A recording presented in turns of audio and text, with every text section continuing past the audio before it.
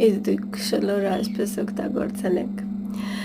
Չգիտեմ, ես չեմ տեսել, որ ինչ-որ մեկը շլորով աղցան պատրաստի, բայց քանի որ մտահղացում գլխումս առաջացավ, ուրեմն ես պետք է դա անեի։ Ուրեմն պատրաստում ենք ամառային այդպես թեթև աղցան, բայց մեջը բոլոր օգտակար բաղադրիչներով, ավոկադո, պղպեղ, վարունգ, սալատ, էլ ինչ եմ լցրել։ Եվ ամենակարևոր բաղադրիչներից մեկը շլորը,